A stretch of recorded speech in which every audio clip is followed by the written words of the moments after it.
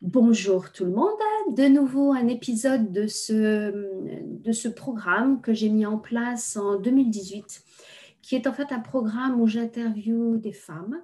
L'idée étant qu'un parcours, peut-être que vous avez commencé à sentir avec les autres interviews, donc un parcours individuel d'une femme peut inspirer, aider, stimuler d'autres femmes dans leur parcours individuel également. C'est vraiment un projet qui est basé sur le partage et la solidarité. Voilà. Et donc aujourd'hui, nous accueillons Shana Alouchnadir. Merci Shana Bonjour. d'avoir accepté de participer à cette série d'interviews aujourd'hui. Et donc Shana, on va parler aujourd'hui de ton cheminement professionnel et ce qui a pu t'enrichir toi au cours de tes différentes professions pour arriver à ce que tu fais aujourd'hui, qui sont, si je me trompe, des bougies sculptées. Exactement. Voilà. Donc, est-ce que tu peux peut-être nous parler un petit peu du déroulement de tes professions, puisque tu as commencé avec d'autres professions? Exactement. Alors aujourd'hui, bon, j'ai 21 ans. Donc, bon, c'est assez court, mais il y a beaucoup de choses dedans. Donc, ça a commencé en fait quand j'étais au collège, je crois. J'ai toujours été intéressée par la musique, par le chant, toutes ces choses-là. Donc, ça a commencé par le chant, surtout que j'avais une famille très, très supportive. Supportrice. Super. Et et du coup, oui, ils m'ont toujours supporté dans tout ce que j'ai voulu entreprendre, dans tous mes loisirs, etc.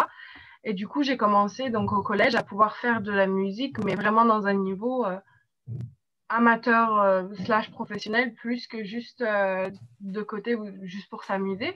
Donc, Oui. ça a commencé par le chant, puis petit à petit, forcément, avec les études, ben, on voit plusieurs choses. On se dit, bon, ben, il y a plusieurs choses à voir, à faire.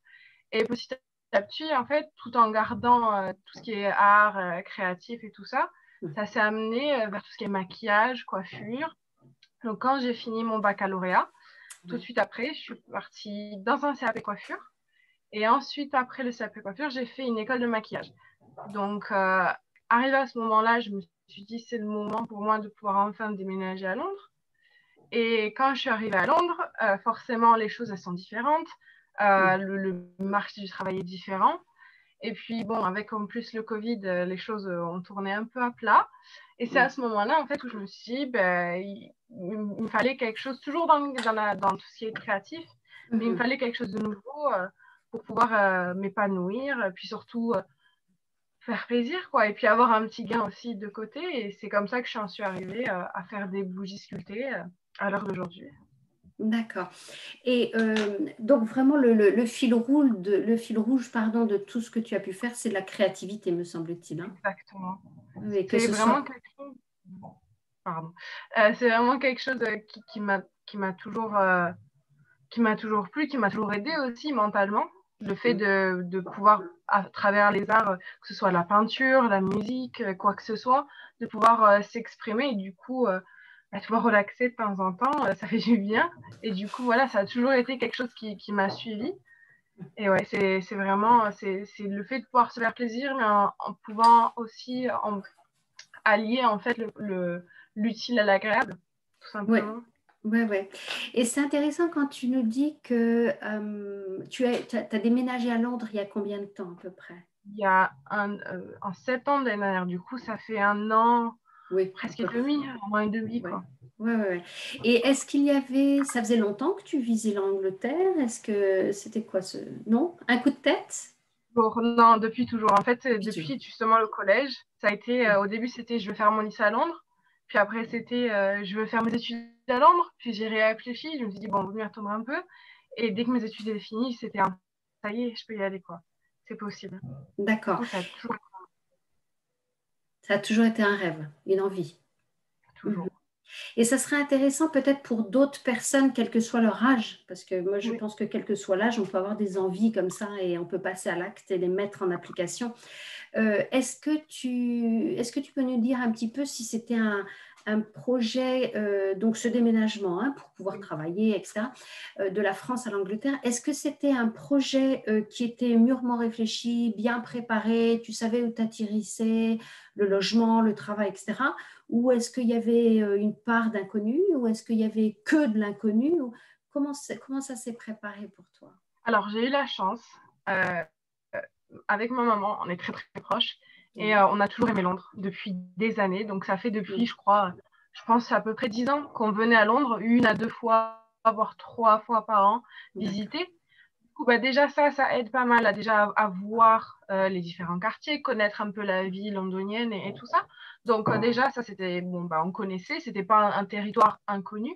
Oui. Et puis après, ça a été un moment de recherche parce que, bon, sachant qu'en plus, déménager à 19 ans en étant seule, c'est quand même quelque chose. Donc, pour pas me mettre une balle dans le pied, je voulais au moins être sûre que tout était prêt, savoir ce que je faisais. Bon, je suis pas arrivée avec un job, mais au moins je savais comment me diriger vers trouver un emploi, trouver un logement. Donc, non, c'était très, très, très, très réfléchi. C'était très réfléchi.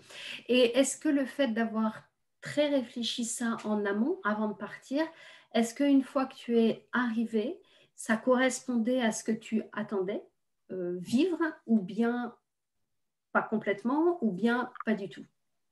Alors, c'était c'était comme je l'imaginais. Bon, Mhm. il y a eu pas mal de galères, on va pas se mentir. Oui. Oui, de se retrouver dans des logements pas très propres à Mhm. l'arrivée. Enfin, il y a eu pas mal de galères. J'ai dû vivre avec des rats. Enfin voilà, c'était pas le début le plus facile, mais Mhm. justement le fait de m'être préparée à l'avance, au moins, je savais comment rebondir.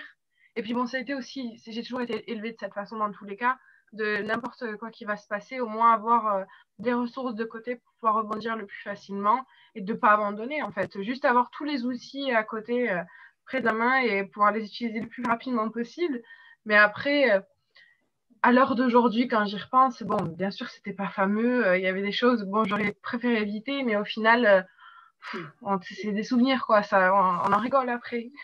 C'est intéressant, je trouve que c'est vraiment intéressant ce que tu dis, parce que ça permet de voir la différence. Attends, je marque autre chose parce qu'il y a une autre question que je vais te poser, je ne veux pas l'oublier. C'est intéressant parce que tu dis, bah voilà, c'était pas facile, je suis arrivée, il y avait des logements qui étaient un peu pourris, il y avait des rats, c'était pas agréable, voilà, c'était sale.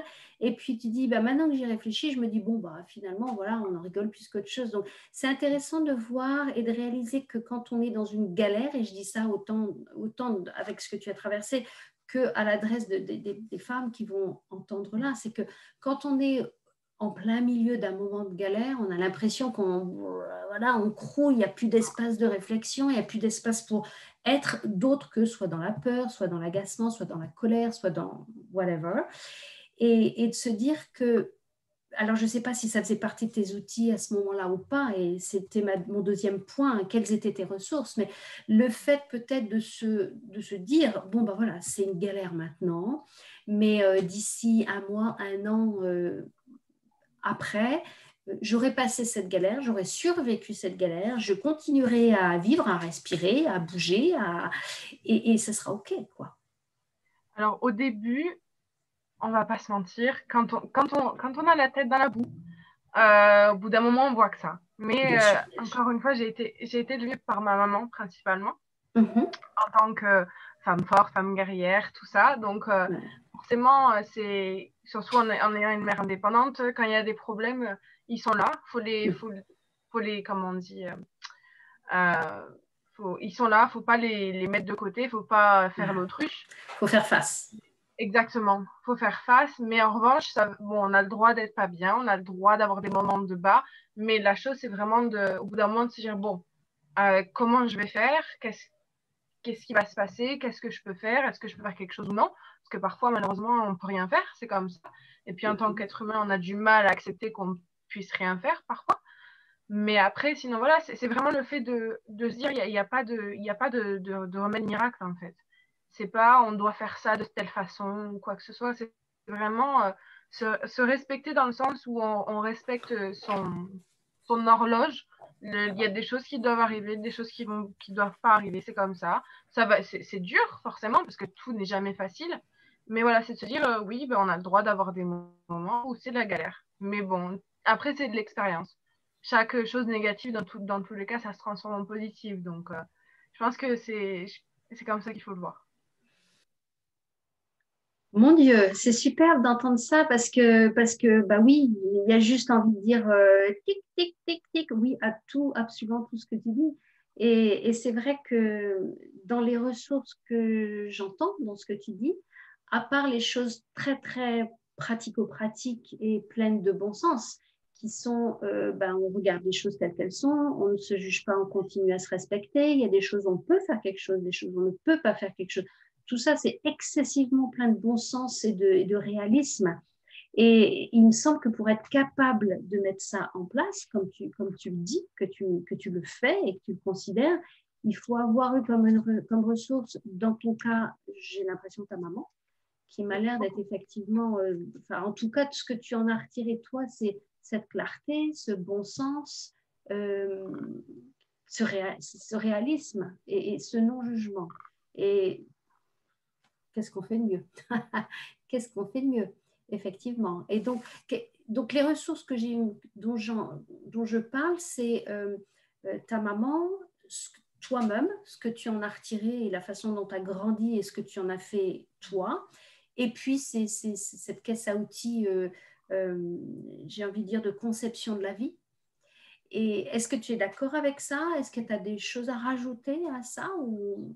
Ce que je peux rajouter, en fait, c'est que, bah, surtout par rapport à ma maman, ou même les gens en soi qui ont influencé dans ma vie, je pense qu'en fait, il faut écouter les gens et voir, en fait, eux, leur expérience, surtout moi avec ma mère, c'est qu'on a toujours été très honnêtes l'une envers l'autre. Ouais. Surtout, bon, ben, quand on est élevé par sa mère et avec son petit frère, il y a des choses enfin, pas malheureusement, mais je veux dire, il n'y a pas de secret, en fait, parce que les choses, on les voit, et il Ouais. faut en avoir conscience. Mm. Et du coup, le fait que toute ma vie, en fait, elle a été honnête avec moi, qu'elle m'a expliqué les choses comme elles le sont, sans mettre une couche vernis par-dessus, faire en sorte que tout soit beau, ben, forcément, on apprend ça, et on se dit, bon, ben, on va peut-être pas faire les choses de la même façon, on le fera différemment ou on va prendre ça. Et c'est la même chose en fait avec toutes les personnes qu'on a dans notre vie, soit des gens qu'on connaisse, qu'on ne connaisse pas, qu'on ait connus pendant 10 ans ou pendant une semaine. C'est juste en fait prendre toutes les expériences qui nous sont offertes en fait et de faire notre petit récapitulatif après. Bon, ben, est-ce que ça a marché? Non. Est-ce que je peux faire quelque chose? Mm. En fait, c'est juste se servir de toutes les expériences possibles, surtout quand on est jeune. Parce que bah, on n'a pas autant d'expérience que des gens qui ont 40, 50, 70 ans. Donc forcément, ça aide énormément. Oui, je suis d'accord avec toi qu'il y a effectivement une expérience due à autant qui passe. Mais vraiment, ce que tu exprimes, il y a des gens qui, à 90 ans, ne l'ont pas. Personnellement, moi, j'appelle l'honnêteté vis-à-vis de soi-même et l'honnêteté vis-à-vis de ce qu'on traverse. Mm.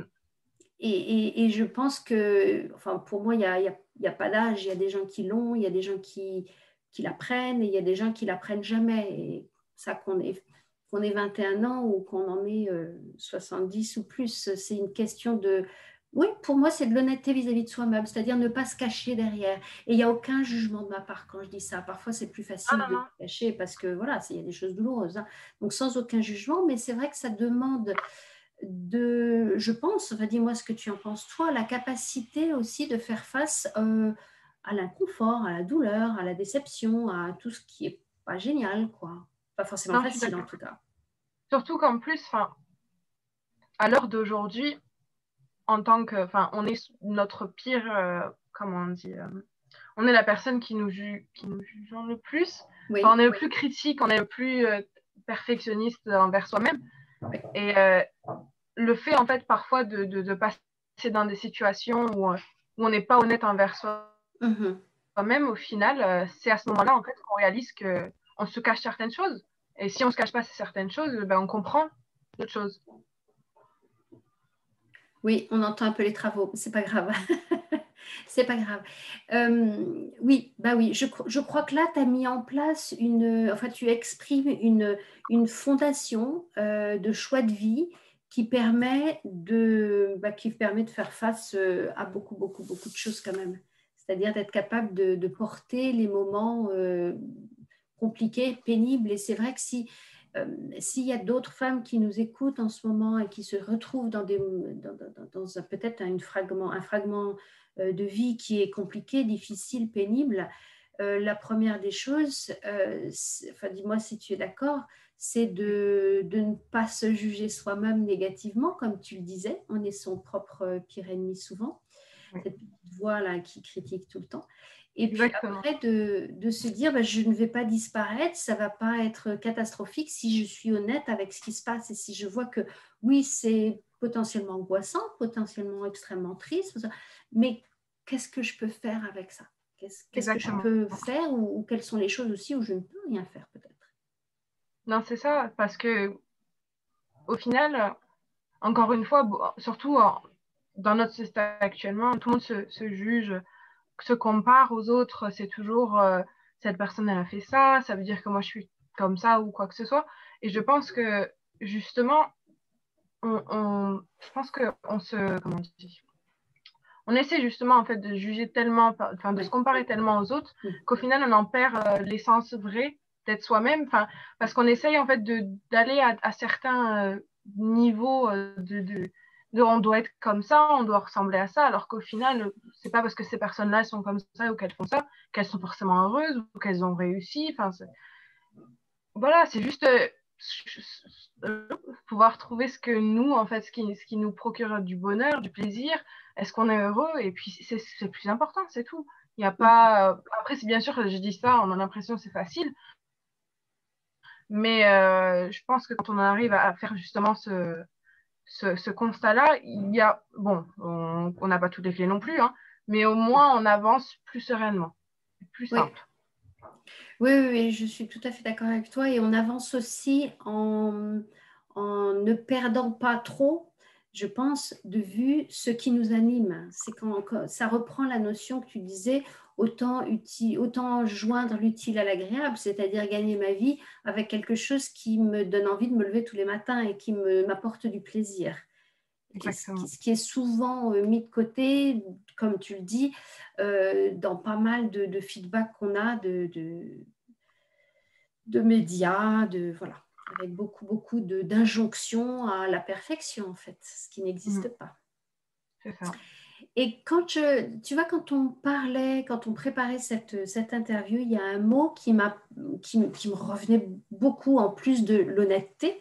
Quand je dis l'honnêteté, c'est la capacité à pouvoir voir ce qu'il y a et non pas se raconter des histoires. Et là aussi, sans aucun jugement. Et il y a un autre mot qui m'est venu très, très souvent, c'est le mot espoir. Oui. Est-ce que c'est un... Je vois que tu souris. Est-ce que le mot espoir, c'est quelque chose qui... Quelle présence ça a, le mot espoir, dans ta vie? Qu'est-ce que ça signifie pour toi, le mot espoir? Je pense que sans espoir, on n'arrive à rien. Ça paraît grand quand je dis ça, mais je pense que on en a besoin en fait. On a besoin d'espérer dans n'importe quelle situation, parce que si on arrête d'espérer, on arrête de vivre au final, parce qu'on n'a plus rien. Parce que espérer aussi, c'est avoir c'est se projeter, c'est plein de choses.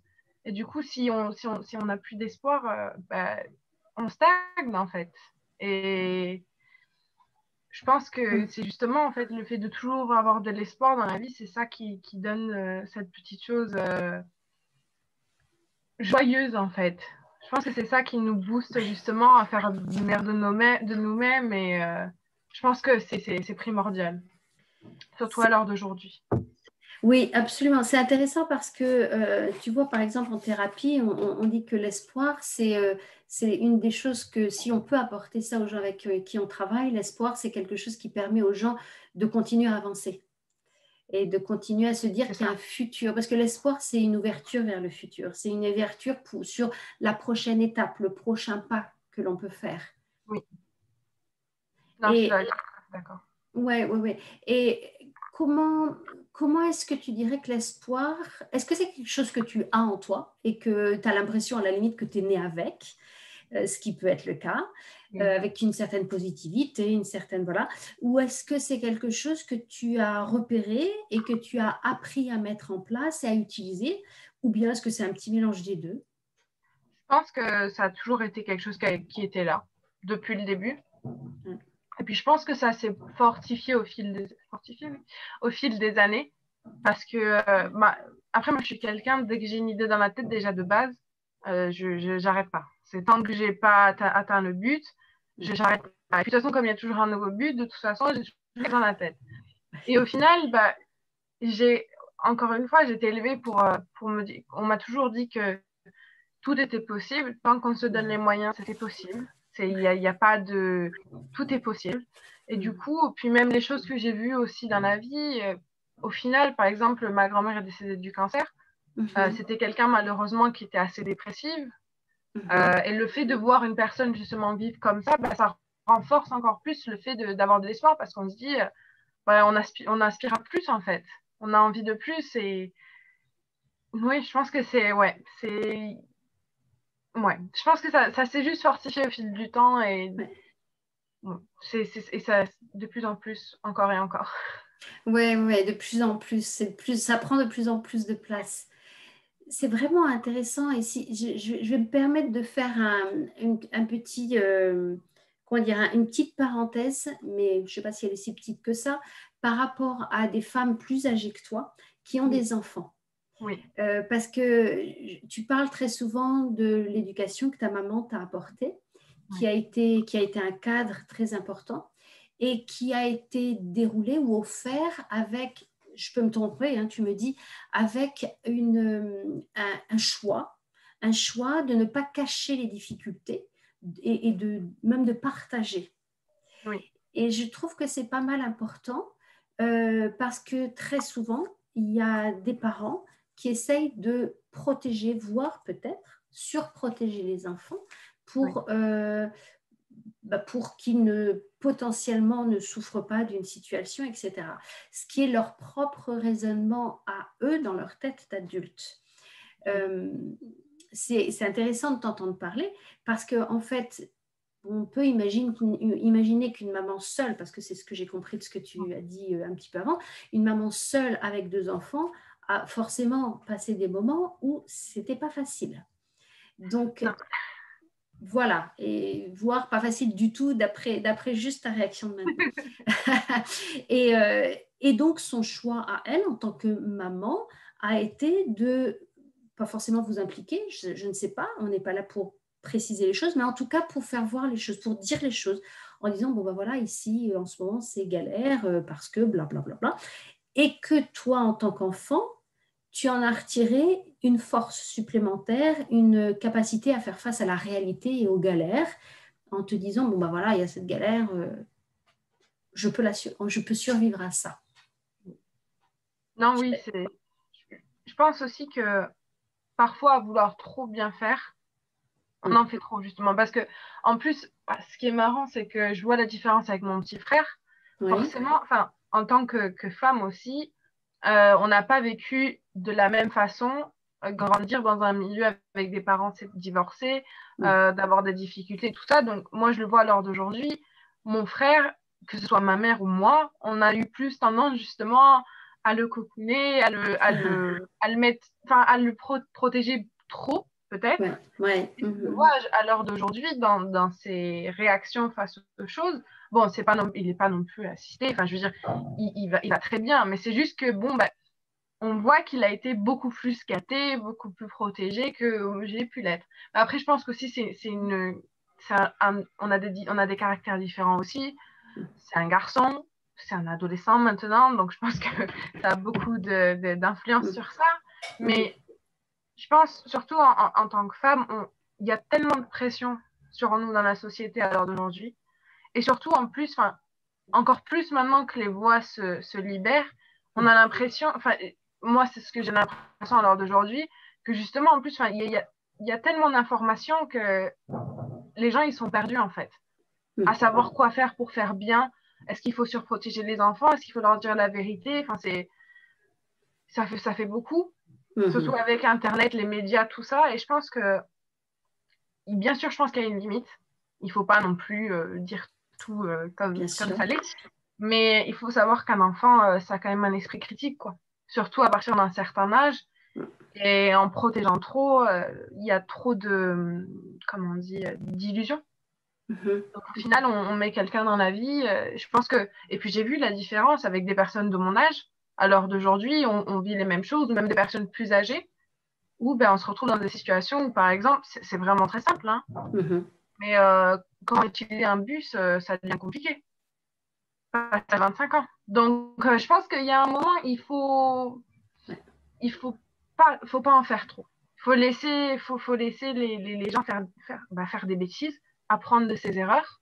Et puis, de toute façon, c'est comme ça qu'on prend de l'expérience, en fait, dans la vie, tout simplement. Absolument. Absolument, absolument, je suis tout à fait d'accord. Alors, je voulais te parler de... non, on verra ça après. Si on pouvait, si on pouvait revenir sur ton parcours professionnel, c'est-à-dire que tu as été chanteuse, puis tu as travaillé dans le théâtre, le maquillage et le maquillage de théâtre, la coiffure aussi, il me semble, pour arriver au jour d'aujourd'hui dans des bougies que tu sculptes. Est-ce que tu pourrais, parce que c'est intéressant, bon, le point commun, j'ai envie de dire, le fil rouge, c'est la créativité, c'est le monde de l'art, avec voilà, des applications différentes. Est-ce que tu pourrais nous dire comment justement l'un a nourri les autres pour arriver aujourd'hui à ce projet qui sera peut-être pas forcément le dernier, peut-être, enfin j'en sais rien, voilà, tu en es là en tout cas aujourd'hui.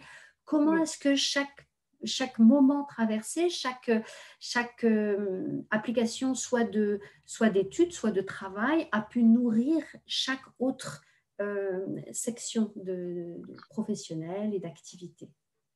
Alors, au début, je vais, je vais pas inclure forcément le chant parce que le chant, je pense que c'était vraiment, ça a toujours été un rêve, en fait, un rêve d'enfant.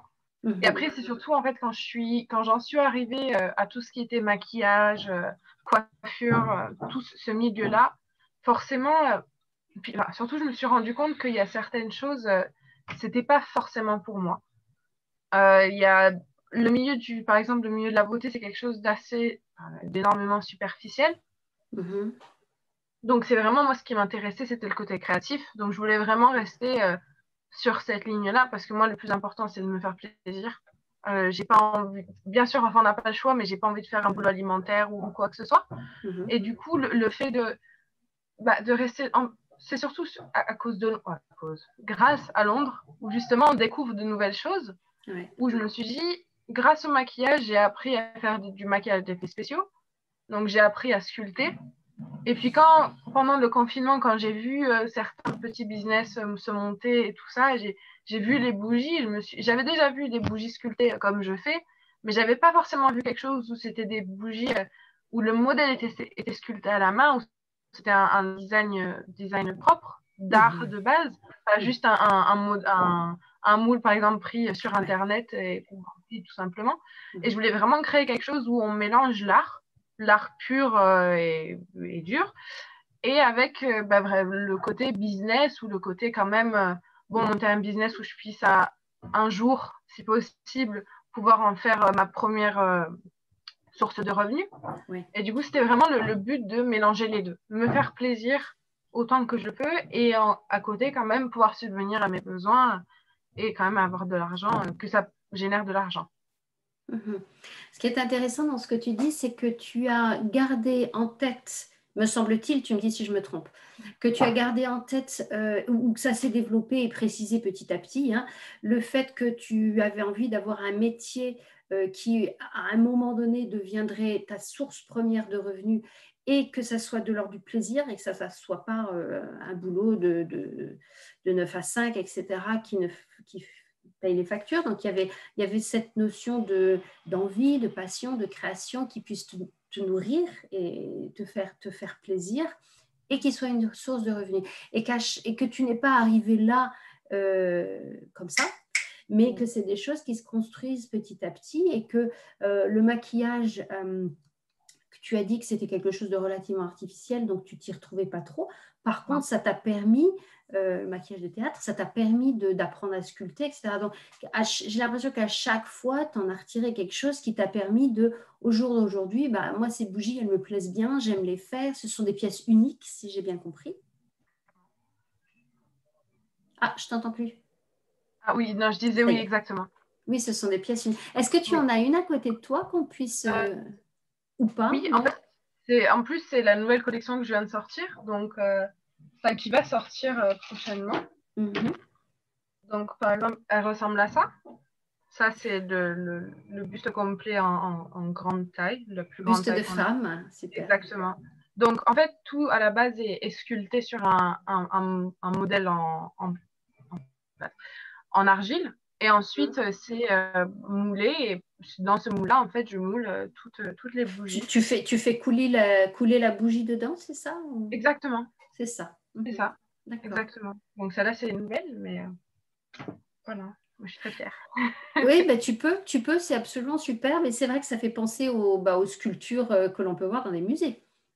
Bah, moi, ce que je voulais, c'était vraiment, parce que, bah, encore une fois, j'ai toujours été dans ce côté artistique, c'était Mhm. vraiment de rester sur quelque chose qui soit unique, en fait. Parce que je sais que c'est un produit qui existe déjà. J'ai Oui. pas non plus révolutionné l'art de la bougie, Mhm. mais quand même de pouvoir dire, voilà, la personne qui va l'acheter à la fin, même si par exemple elle la brûle pas, c'est quelque chose que, par exemple, je pourrais vendre en tant que sculpture de base, mais lui Mhm. ajouter en fait un petit côté pratique. Mhm. Moi, ça justifie, mais je sais que par exemple, l'art à l'heure d'aujourd'hui, surtout pour les jeunes, c'est pas quelque chose qui se vend, enfin, c'est pas énormément de gens achètent de l'art. Mhm. Donc, au moins, ça permet d'introduire l'art à plus grande échelle. C'est une jolie idée, ça. J'avais pas pensé à ça. C'est une superbe idée. Donc, c'est effectivement. Puis l'art, c'est vrai qu'il faut pouvoir se l'acheter. C'est pas forcément donné à la population jeune ou même moins jeune de pouvoir Oui. apporter. Mhm. Et est-ce que dans les bougies que tu fais, tu t'inspires de sculptures qui existent déjà ou bien tu les inventes, tu les crées de toi-même? Alors, comme si c'est des bougies en fait qui représentent le corps féminin, Oui. par exemple, celle que j'ai montrée, c'est inspiré de moi, tout simplement. Mhm. Je Mhm. ne suis pas allée plus loin que ça. Et Mhm. après, le reste, c'est vraiment en fait des corps féminins qui pourraient exister. Comme vous pourrez voir, justement, je veux pas faire des sculptures de corps parfaits, enfin, qui sont censés être parfaits, tout minces, les formes où il le faut. Non, en fait, je veux vraiment que chaque femme, bon, bien sûr, à l'heure d'aujourd'hui, j'ai pas une gamme énorme, mais j'espère dans le futur pouvoir que chaque femme en fait se sente représentée, pardon, Ouais. parce que c'est ça qui est réel en fait. Ça sert à Ça, rien de. Oui, oui, tout à fait, d'essayer d'avoir quelque chose de parfait. Et c'est tout à fait, enfin, dans l'air du temps, d'être réaliste par rapport à son propre corps. Et c'est intéressant parce qu'en fait, ma question, c'était, est-ce que tu reproduis une sculpture de Rodin, par exemple? Mais en fait, non seulement tu les fais toi-même, mais en plus, tu fais à l'effigie d'une femme réelle. C'est ça.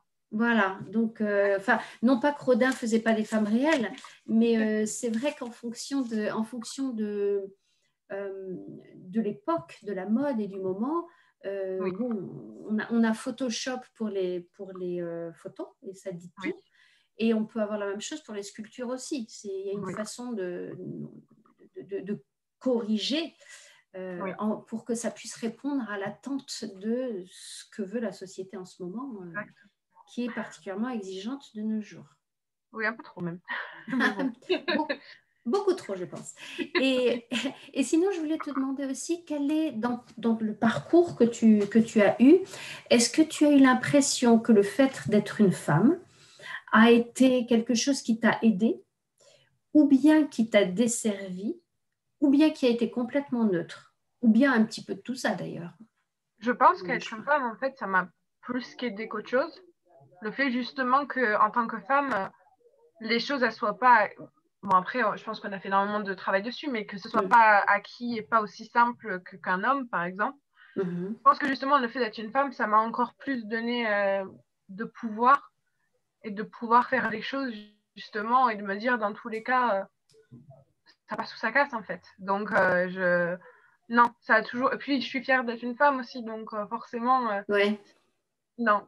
Bon, en plus, surtout, en plus, dans le niveau du maquillage à la base, dans la coiffure, en tant que femme, par exemple, je préfère me faire coiffer ou me faire maquiller par une femme. C'est un peu stupide de penser comme ça, mais c'est vrai que. Et puis, le fait aussi d'être entre femmes, parfois, ça fait du bien, parfois, non. Parfois, je préfère avec des garçons, mais ça m'a plus qu'aider qu'autre chose. D'accord. D'accord. Ça, c'est bien. C'est chouette. C'est plein d'espoir, ça aussi. Et comment, je voulais te demander également, qu'est-ce que signifie la sororité? Tu sais, c'est ce fait d'être entre femmes. La sororité, qu'est-ce que ça signifie pour toi?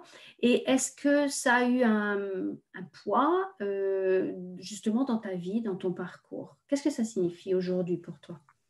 À l'heure d'aujourd'hui, la chose étant que, par exemple, mon cercle proche, Oui, il n'est pas très grand parce que c'est pas que je fais pas confiance aux gens, mais c'est surtout que je pense que le moins on a, le plus on est heureux. Et malheureusement, parfois, avec certaines femmes, il y a tellement de jalousie qu'elle n'existe pas, en fait, cette sororité dans le monde en, en grande, je dirais à grande échelle. oui, Parce que dans mon côté, par exemple, dans mon cercle familial, ma maman et ses amis, par exemple, comme c'est des personnes qui sont un peu plus élevées spirituellement, disons qu'elles sont un peu plus ouvertes d'esprit. Et ben, par exemple, je serais plus proche des amis de ma mère que mhm, des femmes que j'ai rencontrées, par exemple, à l'heure d'aujourd'hui, dans ma vie à moi. d'accord. Donc, c'est vrai que pour moi, disons que je voudrais que les gens soient plus ouverts d'esprit, qu'il y ait moins de jalousie. Et je pense que justement, à ce moment-là, je pense que la sororité, ça pourrait être quelque chose d'encore meilleur, en fait, si c'était partagé avec plus de gens. Et qu'ils se rendent compte qu'on n'a pas besoin d'être jaloux d'une autre femme parce que cette femme, elle est indépendante ou quoi que ce soit et on a peur ou quoi que ce soit. Donc, voilà. Après, je pense que chaque personne est comme elle est. Donc, voilà. Mais je Mhm. pense qu'un jour, on arrivera à ce qu'il n'y ait plus de jalousie, en fait. Parce que je me rends compte qu'au final, bah, parfois, bah, les personnes les plus haineuses, ce sont des femmes, en fait. Parce que, voilà, on a 21 ans, on est indépendante, on a besoin de personne, et ben, ça fait peur à certaines autres personnes. Des hommes aussi, hein. Mais du coup, en tant que femme, on est quand même plus facilement apte à comment on dit, pas à se comparer, mais je veux dire à trouver des mentors femmes aussi, Oui. parce que ben, voilà, entre femmes, il faut s'aider. Mais justement, quand on arrive à ce constat-là, ben, on se dit, bon, au final, il n'y a pas beaucoup d'aide, quoi. Donc, c'est vrai que c'est un peu compliqué. Disons, à l'heure d'aujourd'hui, il faut trouver les bonnes personnes. Faut trouver les bonnes personnes, oui. Ce que j'entends dans ce que tu dis, tu me dis si je me trompe, c'est que en fait, il y a cette notion de reconnaissance parce que voilà, on est du même genre, on est femmes et peut-être que pour des raisons sociales et historiques, on n'avait pas la même place. Donc, il y a quelque chose qui émerge dans ce 21e siècle ou qui réémerge d'ailleurs dans ce 21e siècle. Donc, la sororité, c'est peut-être ça. Et j'entends aussi que c'est pas parce que qu'en fait, la sororité, ça serait peut-être un état d'esprit, une envie d'être, une façon de vivre, et non pas forcément définie par le genre femme. Non, c'est comme, par exemple, c'est futile, mais c'est comme, par exemple, le féminisme, le Oui, mouvement féminisme, en fait. Par exemple, moi, à l'heure d'aujourd'hui, je me sens pas forcément, comment on dit, je vais pas me retrouver, par exemple, dans le mouvement féminisme, parce que parfois, je trouve que les gens, en fait, ont besoin d'être instruits.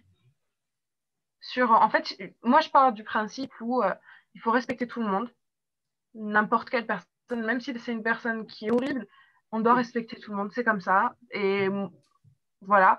Et je pense que parfois, on va trop loin dans certaines choses et on en perd, en fait, l'essentiel, tout simplement, d'être. Après, moi, j'aime pas forcément mettre les choses dans des cases ou quoi que ce soit. mm, Donc, c'est pour ça que moi, à la base, c'est vraiment être la meilleure personne que je puisse être, aider les autres à être la meilleure personne qu'ils puissent être et juste s'entraider parce qu'à l'heure d'aujourd'hui, de toute façon, on a besoin de ça. Il faut.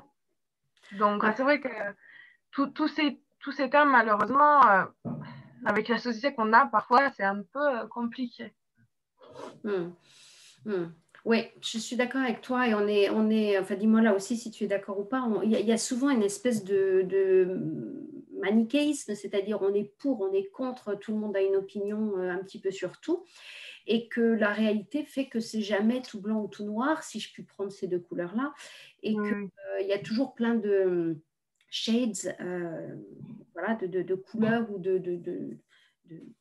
d'ombres, voilà, oui, entre. Et c'en est presque à se demander si cette sororité, in fine, qui est de l'ordre de la solidarité et de l'entraide plutôt que de la compétition, si ça peut, au bout d'un moment, s'ouvrir sans prendre en compte des histoires de genre, mais Oui. simplement de construire ça autour de un choix de vie. Non, je suis complètement d'accord parce que, par exemple, à l'heure d'aujourd'hui, justement, dans le lancement de ma boutique et enfin, de mon entreprise, j'ai eu plus, par exemple, comment on dit, de soutien, par exemple, grâce à des hommes que entre femmes, justement. Donc, je pense que, ouais, ça définit pas parce que tu vas avoir des personnes dans tous les cas parce qu'ils sont pas instruits, qu'on connaîtront pas certaines choses. Ouais. Et ils comprendront pas pourquoi tu fais certaines choses en étant des femmes ou pas. Puis tu as des femmes aussi qui n'ont pas encore réalisé qu'elles n'avaient pas besoin d'un homme pour vivre ou quoi que ce soit. Donc, comme tout le monde est à des échelles différentes, c'est vrai que c'est compliqué au final d'avoir son groupe, enfin de s'aider entre soi. Donc, c'est vrai que à l'heure d'aujourd'hui, tant qu'on s'aide, que ce soit un homme, une femme Ouais, ou quelqu'un de non-binaire ou quoi que ce soit, enfin, ça change absolument. rien au final. C'est deux êtres humains qui s'entraident et c'est juste ce qu'il nous faut en fait. Voilà, on arrive plutôt à la notion de humanisme plutôt que de féminisme ou autre chose, c'est-à-dire de prendre la personne telle qu'elle est, quelle qu'elle soit, de la prendre là où elle est au moment où on la rencontre dans sa vie et puis de voir quel bout de chemin on peut potentiellement faire ensemble ou pas, mais en tout cas, euh, voilà, avoir cette ouverture d'esprit et d'être pour pouvoir au moins se rencontrer et se reconnaître. Bah, de toute façon, c'est toujours ce que j'ai dit. C'est marrant que tu dis ça parce que j'ai toujours dit, moi, je préfère me dire humanisme qu'être féministe en fait, parce que pour moi, ça fait plus sens à l'heure d'aujourd'hui. C'est pour ça que j'ai employé ce mot-là, parce que c'est ce que j'entends de ce que tu dis.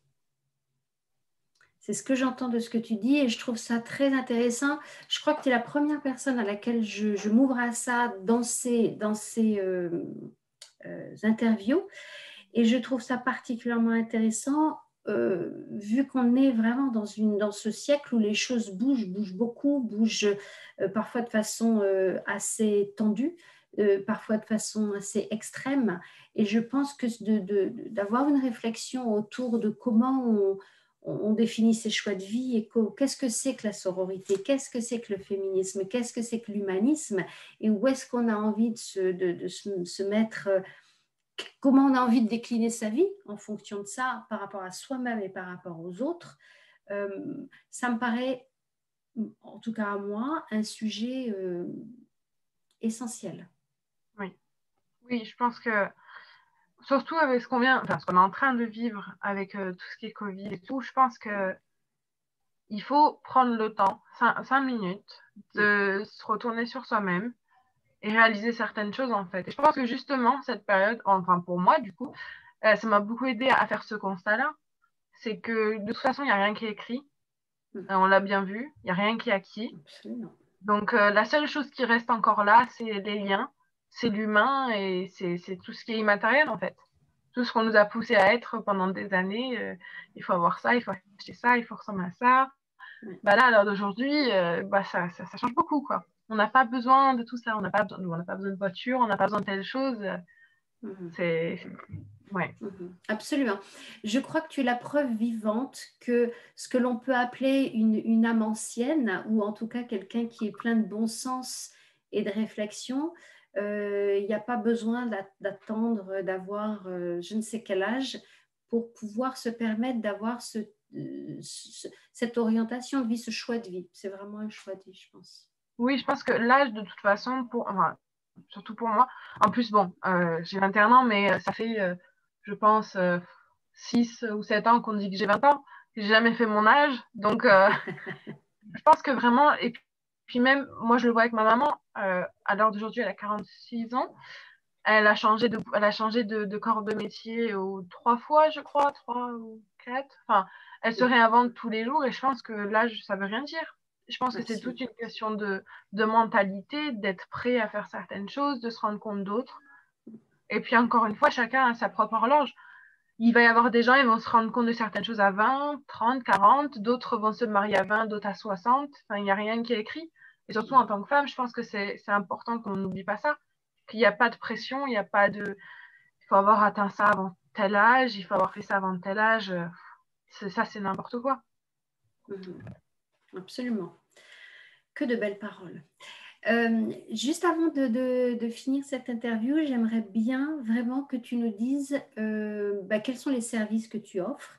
Est-ce que tu peux répondre à des demandes personnalisées? Est-ce que comment, si on a envie d'une bougie sculptée par toi, où est-ce qu'on te contacte? Je mettrai les contacts, hein, ça je le dis à tout le monde, je mettrai les contacts sous l'interview, donc il y aura toutes les coordonnées de Shana, vous pourrez la contacter. Mais est-ce que tu peux nous dire de vive voix si les gens peuvent te dire, voilà, j'ai envie d'avoir mon corps, par exemple, en bougie, comment on peut faire ou qu'est-ce que tu as à proposer? Comment ça se passe? Alors, pour l'instant, donc tout est sur le site internet Revival Senses. Bon, déjà pour l'instant, on livre que en anglais, enfin au Royaume-Uni. Avec le Brexit, je voulais livrer en Europe, en France, Belgique et tout ça. Malheureusement, c'est pas encore très stable au niveau des envois, donc j'attends encore un peu que tout se calme parce que bon, faire payer 15 € de frais d'envoi pour une bougie. Disons que même moi, enfin, je peux pas accepter ça au niveau, c'est pas possible. Donc pour l'instant, c'est qu'un envoi au niveau du Royaume-Uni, mais dans le futur, forcément, ce sera ouvert à la France et à toute l'Europe. Après, pour le moment, j'ai 3 modèles de bougies sculptées. J'espère dans le futur pouvoir faire des commandes spéciales, des modèles spéciaux. Bon, comme je viens de débuter, dans tous les cas, c'est pas possible. Parce que, bon, forcément, ça demande du matériel et je viens de commencer. Mais dans le futur, ça va s'expandre, il n'y a pas de souci pour ça. Après, voilà, prochainement, là, dans quelques semaines, pour l'instant, toutes les bougies étaient sans parfum. Mais dans quelques semaines, je vais lancer des gammes parfumées. Donc, il y aura ça et des wax melt aussi, à faire à faire fondre dans des comment on appelle ça? Je sais pas comment ça s'appelle en français. En anglais? Dans des burners. En fait, c'est des wax melt.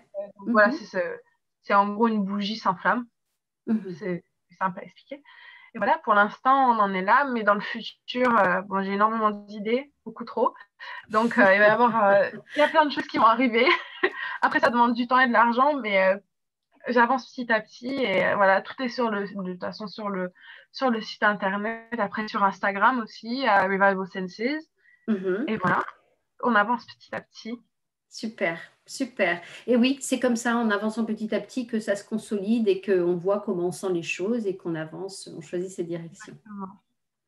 Un grand, grand, grand merci à toi, Shana. C'était vraiment un grand plaisir. Merci à toi. Et je vais partager cette vidéo parce que je pense vraiment que tout ce que tu nous as partagé peut vraiment inspirer et donner matière à réflexion à plein, plein, plein d'autres femmes.